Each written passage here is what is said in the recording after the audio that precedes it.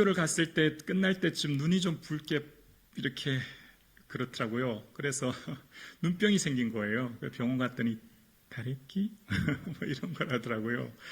그런데 이제 이게 생기니까 일상생활 하는데 너무 힘든 거예요. 책을 볼 수도 없고 또 이게 누군가에게 이게 전염될까봐 일정도 다 취소해야 됐거든요. 그래서 막 속으로 투덜거렸습니다. 일어나자마자 거울부터 봤거든요. 언제 낫나? 하나님 언제 도대체 낫게 해주실 거예요? 막 투덜거리고. 근데 어느 날 아들이 저한테 그러는 거예요. 아빠 눈 좀 괜찮아요?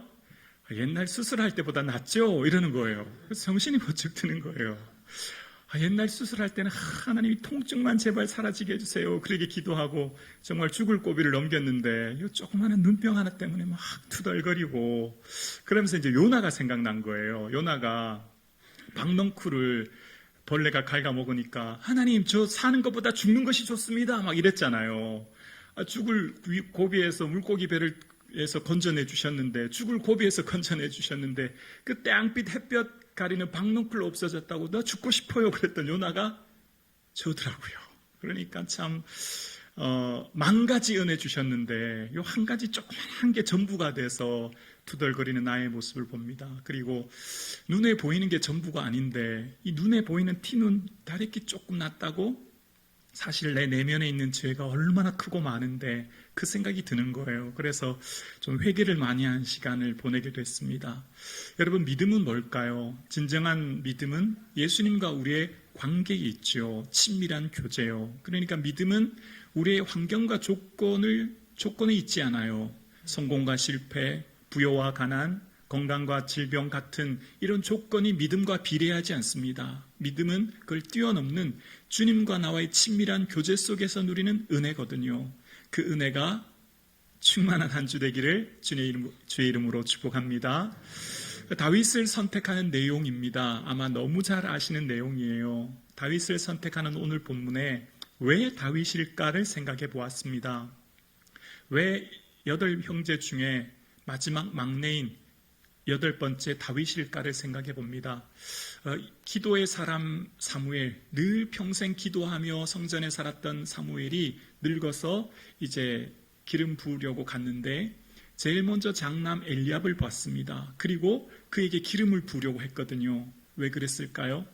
아마 사무엘에게는 과거의 경험이 삶의 기준이 되었던 것 같아요. 왜냐하면 이전에 처음 초대왕 사울을 기름 부을 때 그는 준수했고 키가 다른 사람보다 어깨 위나 더했거든요. 그러니까 지금도 기름 부을 때 하나님은 이런 사람 좋아할 거야 라고 하는 자기의 경험이 기준이 되어서 아마 용모와 키를 보며 장남을 기름 부으려고 했던 것 같아요. 그런데 하나님 그는 이미 버렸어. 그거 아니야 이러시는 거거든요. 우리의 삶의 경험이 절대화될 수 없는 거죠. 주님과의 언제나 친밀한 교제 속에서 끊임없이 내 경험이 일반화되지 않는 우리의 삶의 지식과 경험이 하나님의 은혜를 제한하는 삶이 아니라 성령의 은혜 안에 더 친밀한 교제 속에서 우리의 삶이 하나님을 알아가는 삶을 살기를 소원합니다. 그러면서 이제 하나님께서 말씀하시는 게 뭐냐면 사무엘아 나는 외모 보지 않아. 나는 중심을 봐. 그런 얘기 하시거든요. 그러니까 하나님께서 보시는 이제 기준을 말씀하시는데요. 원어로 보면 이렇습니다. 너희는 사람은 두 눈으로 보지만 나는 마음으로 본다. 이게 원어의 표현입니다. 이게 어떤 의미일까요? 사람들은 눈으로 보는데, 두 눈으로 보는데, 당연히 두 눈으로 사람 보지, 그럼 뭐로 보나요? 근데 하나님은 마음으로 본대요. 레바브는 심장이라는 의미도 있거든요. 그 뜨거운 하나님의 심장으로 사람을 보신대요. 그게 뭘까요? 저는 이런 의미라고 생각해요. 우리는 누군가를 만나면 그 사람의 첫 이미지가 생김새, 외모, 그리고 그 사람의 학벌, 재력 같은 조건이잖아요. 능력이잖아요. 그런데 부모는 어떨까요? 부모는 자기 자녀를 바라볼 때 외모나 조건이 아니잖아요. 실존, 그 인생 전체, 그 존재 자체를 보는 것 아니겠습니까? 그 아이를 낳아서 길렀던 어머니는 그 아이를 바라볼 때 외모 혹은 능력이 아니라 그 아이 인생 전체를, 그 인생 자체를 바라보는 거죠. 이게 곧 중심을 보는 것이라 저는 생각해요. 하나님은 우리를 외모나 자격이나 조건이 아닌 나의 삶 존재 자체를 보시는 거거든요. 내 존재 자체가 하나님 앞에 있는 것이라고 생각해요. 그런데 웬일인지 하나님께서 외모 보지 마 이러고는요, 이후에 12절에 보면 외모에 대해서 막 얘기를 하고 있는 내용이 나와요. 뭐냐면 그 빛이 붉고 눈이 빼어나고 얼굴이 아름답도다. 이가 그니 그에게 기름 부으라 이러는 거예요. 조금 전에 외모 보지 말라면서요. 그러면서 또 갑자기 하나님은 외모에 대해서 막 얘기하시는 거예요. 이게 어떤 의미일까요? 이것은 그 내면, 그 마음에 있는 태도가 밖으로 흘러나온 것을 말한다라고 생각해요. 그러니까 이런 거죠. 그 빛이 붉다라고 하는 것은 아마 그 얼굴이 태양에 많이 거슬렀던 것 같아요. 붉게 거슬렀고 아마 좀 까무잡잡한, 아마 그에 맡겨진 양을 치느라 최선을 다했던 그의 모습이라고 생각해요. 그리고 눈이 빼어나다고 하는데요, 구약 성경에 눈이라고 하는 표현을 쓸 때는 마음과 동의어로 쓸 때가 참 많아요. 예를 들면 내 마음이 오만하지 아니하며, 다윗이 그런 고백을 하거든요, 시편에. 그것은 곧 내 마음이 오만하지 않기를 원한다라는 고백이죠. 또 다윗이 고백할 때 여호와여 내 눈이 주께 향하나이다 이런 기도를 해요. 여기서 눈은 뭘까요? 내 마음이 주를 향한다라는 거죠. 그러니까 눈은 그의 마음을 대변하는 것과 동시에 영적인 상태를 말하기도 합니다. 예를 들면 엘리 제사장은 나이가 많아 눈이 어두워서 잘 보지 못한다 이런 표현이 등장하거든요. 그러니까 이때는 이상이 흔히 보이지 않았다고 합니다. 아마 엘리 제사장의 영적인 어두운 상태를 말하는 것 같아요. 그러니까 다윗이 눈이 빼어나다고 하는 것은 그의 마음의 상태와 영적인 상태가 빼어나다라고 하는 걸 말하고 있음을 생각해 봅니다. 그리고 얼굴이 아름답대요. 과연 아름다웠을까요? 먼지를 뒤덮어 쓰고 땀 범벅이 된 얼굴, 태양빛에 얼굴이 그슬러서 까맣게 탄 얼굴이 과연 아름다울까요? 네, 하나님 그게 아름다운 얼굴이래요. 하나님은 그것이 예쁘고 아름답대요. 왜일까요? 양을 치느라 정신없이 뛰어다니는, 어쩌면 양을 치느라, 여러분 아시죠? 다윗의 삶의 이후에 사자와 곰에서 건졌다는 내용 말입니다. 사자와 곰이 물고 가면 달려가서 그것에서 새끼를 빼앗아 왔다는 겁니다. 아니, 사자와 곰이 물고 가면 어쩔 수 없이 내버려 둬야 되지 않겠습니까? 아버지한테 그렇게 얘기해도 아버지 다 이해하실 거예요. 그런데 달려가서 사자와 곰을 쳐서 빼앗아 왔을 정도로 맡겨진 일에 충실히 다하는 모습을 본 하나님이라고 볼 수 있는 거죠. 그러니까 하나님이 그 다윗의 모습을 드러내 보이시는 겁니다. 세상 만천하에 다윗의 모습을 세우는 거죠. 마치 한나의 기도처럼 하나님은 높이기도 하시고 낮추기도 하시는 하나님이 그 베들레헴 골짜기 광야 외롭게 지낸 다윗을 하나님께서 세워 보여주시는 것입니다. 그러니까 다윗의 중심, 곧 그의 성품이 온전히 맡겨지신 주어진 일에 성실하는 삶을 하나님 기뻐 보셨고, 때로는 부모의 사랑을 온전히 받지 못해서 사자와 곰이 우글거리는 광야에 혼자 내버려뒀을 때, 그래서 내 부모는 나를 버렸으나 여호와는 나를 영접하리라 고백했던 그 외로운 다윗을 하나님 세워주셨다는 것을 보게 돼요. 자, 그러면 오늘 본문에서 다윗의 이런 삶의 태도와 자세와 성품을 우리가 담자라고 설교해요. 맞죠? 이런 모습이 우리가 닮아야 될 모습입니다. 그런데 여기서 설교를 그치면 저는 설교를 절반만 해석했다라고 생각합니다. 다윗의 위대함을 부각하기 위해, 다윗의 뛰어난 성품을 밝히시기 위해 오늘 성경이 기록했을까요? 저는 그렇지 않다라고 생각합니다. 다윗을 통해 하나님이 의도하신 것이 있다고 생각해요. 만약 다윗의 성품을 본받아서 우리가 살자라고 하면 세상이 말하는 성공주의와 다를 것이 없거든요. 흔히 우리가 말하는 성공학, 자기계발서 말입니다.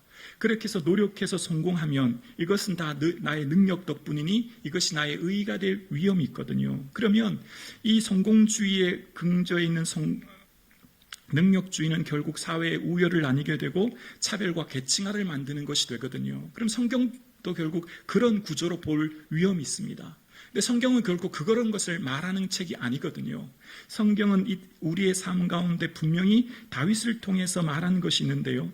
성경은 우리 그리스도인들이 더 나은 삶을 사는 존재로 우리를 부르신 것이 아니라 우리를 완전히 변화된 존재로 우리를 부르신 것이죠. 거듭남, 곧 하늘로부터 난 우리의 삶이 주님과의 친밀한 교제 속에서 변화된 삶을 살도록 부르신 거예요. 자, 그러면 오늘 다윗을 통해 주님 뭘 말씀하려고 하실까요? 다윗의 중심을 통해서 우리에게 말씀하시려고 하는 의도가 뭘까요?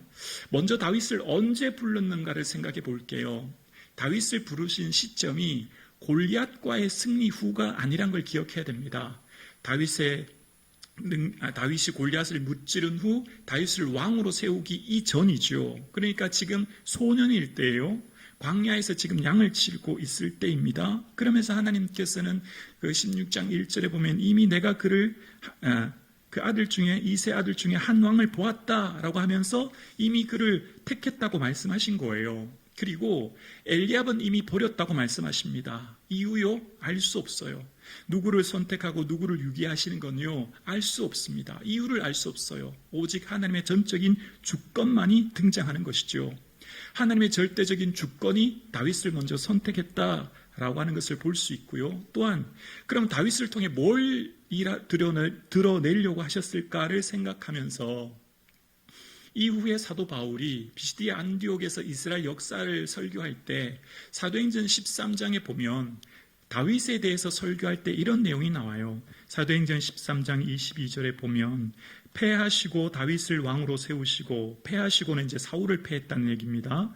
증언하여 이르시되 내가 이세 아들 다윗을 만나니 내 마음에 맞는 사람이라 내 뜻을 다 이루리라 하시더니라고 이야기합니다. 다윗은 하나님 마음에 합했대요. 그래서 뭐 한다고요? 하나님의 뜻을 다 이루게 하셨다라는 겁니다. 자, 그러면 다윗을 통해 이루시고자 하는 하나님의 뜻이 뭔가라는 거예요. 하나님께서 분명히 다윗을 중심을 보시고 그를 택하셨어요. 그리고 하나님께서는 다윗을 통해 하나님의 뜻을 이루셨대요. 그 뜻이 뭘까요? 그 뜻이 사도행전 13장 23절에 나와 있습니다. 우리 함께 고백할까요? 하나님이 약속하신 대로 이 사람의 후손에서 이스라엘을 위하여 구주를 세우셨으니 곧 예수라. 아멘. 하나님의 뜻은 다윗의 후손을 통하여 예수 그리스도가 오심입니다. 즉 다윗의 삶이 위대한 것은 다윗의 후손을 통해서 예수 그리스도의 오심이에요. 그러니까 다윗이 뛰어난 점은 예수님과의 관계를 통하여서 다윗의 위대함이 등장하는 겁니다. 그러니까 주님께서는 오늘 본문을 통해서 우리에게 말하시고자 하는 것은 다윗의 개인의 성품을 닮아라 라고 하는 것을 넘어 다윗을 통하여 맺게 된 예수 그리스도의 관계를 생각하라는 거예요. 우리 성도의 위대함은 여기 있습니다. 우리 성도의 위대함은 어떤 자기계발서를 읽고 성품이 변화되고 삶의 기질이 변화되는 것을 넘어 나와 예수 그리스도와의 올바른 관계, 주와 친밀한 교제, 여기에 우리의 축복이 있는 겁니다. 이거의 믿음의 진정한 기준이 되는 거예요. 그래서 우리의 이 믿음은 환경과 조건에 비례하지 않아요. 믿음이 성공과 실패, 부요와 가난, 건강과 질병 같은 것으로 드러나지 않아요. 관계는 보이지 않아요. 관계는 외형적으로 잘 나타나지 않아요. 그래서 이 관계는 오직 나와 주님만이 아는 것이 바로 주님과 나와의 관계입니다. 여러분, 하나님께서는 이제 사울을 버렸다라고 하시거든요. 이전에 15장 마지막 구절에 보면 사무엘이 막 슬퍼하면서 사울을 위해서 슬퍼하거든요. 근데 하나님께서는 내가 이미 그를 버렸어 라고 하시는 거예요. 자, 그러면 하나님이 사울왕을 버리셨다라고 하면 당장 사울왕이 왕의 자리에서 쫓겨나고 삶의 질병이나 문제가 생기고 고난이 생길 것 같잖아요. 하나님 버리신 인생 하면 우리가 흔히 생각하기를 당장 삶에 무슨 큰 일이 일어날 것 같잖아요. 근데 여러분 아시죠? 하나님이 사울왕을 버리셨지만 사울은요, 왕위를 계속 이어갑니다. 그리고 여러분, 전쟁에서 한 번도 패한 적이 없어요. 죽을 때 마지막 전쟁에서 패합니다. 늘 승승장구합니다. 사울의 삶의 이후에 14장 이후에 보면 블레셋 사람들이 해변에 모래같이 많은 군사를요 3,000명이 이겨요. 뿐만 아니라 그가 향하는 곳 어디를 가든지 향하는 곳마다 이겼다라고 14장 47절에 이야기합니다. 그럼 이게 뭐죠?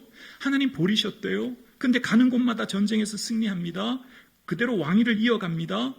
사울 왕, 사도 바울이 사울 왕에 대해서 설교할 때 사도행전 13장 21절에 보면 사울 왕에게 40년간 주셨다. 40년간 왕위를 이어가게 하셨다는 겁니다. 역사가 요세푸스도 유대 고대사에도 보면 그런 내용이 등장해요. 그러니까 하나님이 버리셨음에도 불구하고 왕위를 이어갔고 여전히 전쟁에서 승리했다는 겁니다. 그럼 하나님 버리셨다는 진정한 의미는 뭘 말하는 걸까요? 관계의 단절입니다. 하나님과 사울과의 관계의 단절, 그게 버림입니다. 그러니까 아담이 선악을 알게 하는 나무의 열매를 먹으면 정령 죽으리라 라고 했는데 여러분, 아담은 죽지 않았습니다. 육체의 생명은 그대로 유지되었습니다. 창세기 5장에 가서야 930세에 죽습니다. 뭐죠? 육체의 죽음이 아닌 영적인 죽음, 하나님과 아담과의 관계의 단절, 그것이 죄입니다. 그것이 죽음이죠. 그러니까 사울왕을 버리셨다라고 하는 것은 하나님과 사울왕의 관계가 단절된 거예요. 이것이 버림입니다. 이것이 가장 무서운 거예요. 그러니까 우리의 삶의 외형적인 조건으로 나와 하나님과의 관계를 측량할 수 없습니다. 지금 외형적인 조건이 내 소원, 내 뜻대로 잘 된다고 내가 하나님과의 관계가 친밀한 교제를 맺고 내가 믿음이 좋다라고 생각하면 위험한 것이 될 수 있어요. 다윗은 어떻습니까? 하나님 마음에 합한 사람이에요. 그런데 하나님 마음에 합한 다윗의 삶은요, 온통 고난투성입니다. 기적 한 번도 없어요. 모세처럼 홍해가 갈라지거나 여호수아처럼 해와 달이 멈추거나 엘리야처럼 하늘에서 불이 떨어지지 않습니다. 기도하고 간구하지만 그가 고난 속에 왕위를 이어받고 왕이 된 후에도 끊임없는 반란의 연속입니다.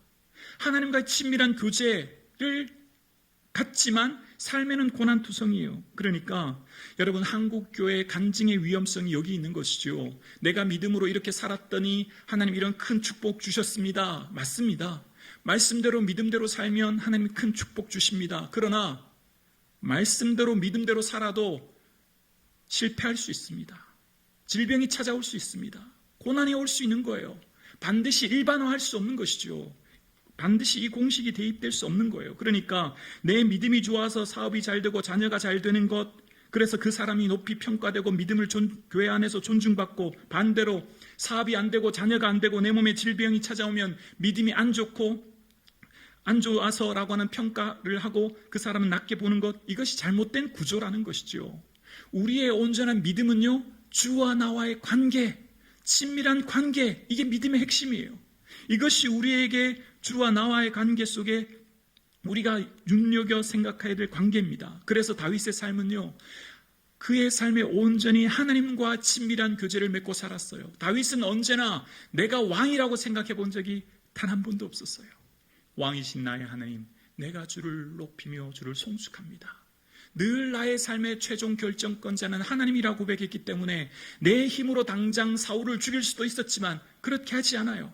내 힘, 내 계획, 내 뜻대로 하지 않고 하나님이 기뻐하시는 그 뜻대로 모든 결정권을 내어드리는 왕 되신 하나님의 삶을 사는 거예요.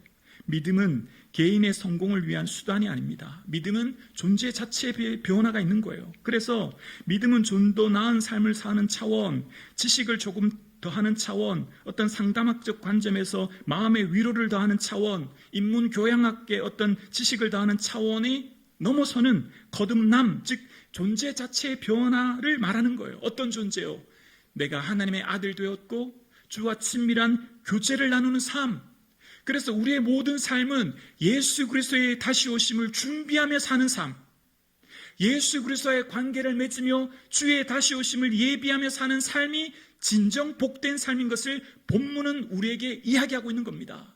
그래서 매 순간순간마다 이것이 주님과 어떤 관계가 있는지, 내가 하는 이 일이 예수 그리스도와 어떤 관계를 맺고 있는지, 내가 하는 이 출근, 직장, 학교, 내 삶의 모든 순간의 일들이 이 일이 과연 예수님과 어떤 관계가 있는지를 생각하는 삶, 그것이 진정 믿음의 기초가 되고 믿음의 끝이 되어야 된다는 것을 본문은 얘기하고 있는 것이죠.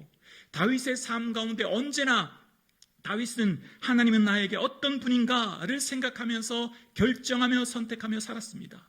그의 모든 순간순간마다 하나님께서 하나님의 주되심과 왕되심을 선포하고 그의 삶으로 그것을 살아낸 거예요. 내 뜻대로 내 계획대로 인생이 되지 않지만 인내하며 견디는 것, 그것은 하나님의 주되심, 하나님의 왕되심을 깨닫고 고백했기 때문이지요. 그러나 이것은 말처럼 쉽지가 않아요. 제가 처음에 눈병 얘기했죠. 기도하고 말씀대로 살려고 하지만요, 조그만한 문제 있으면요, 그게 전부처럼 보여요. 보이는 게 전부처럼 느껴져요. 보이지 않은 것은요, 잘 믿어지지 않아요. 이것이 우리의 연약함이거든요. 그래서 우리에게 필요한 것이 있습니다. 사무엘상 16장 13절입니다. 우리 사무엘상 16장 13절을 함께 고백합니다.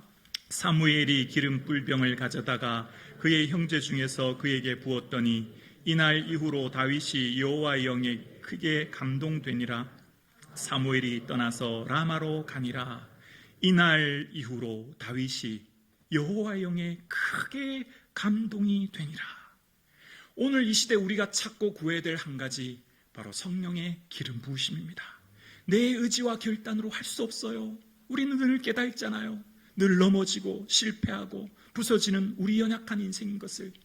우리의 의지와 결단 넘어 성령의 주장하심과 다스림, 내 삶의 매 순간마다 성령의 온전한 통치와 다스림을 구하기 위해 끊임없이 주를 바라보며 주를 찾고 살아가는 삶, 이것이 오늘 우리에게 필요한 것입니다. 여러분, 예수님께서는 제자들을 선택하신 후에 3년 동안 제자 훈련시켰어요. 그리고 사명 주시죠.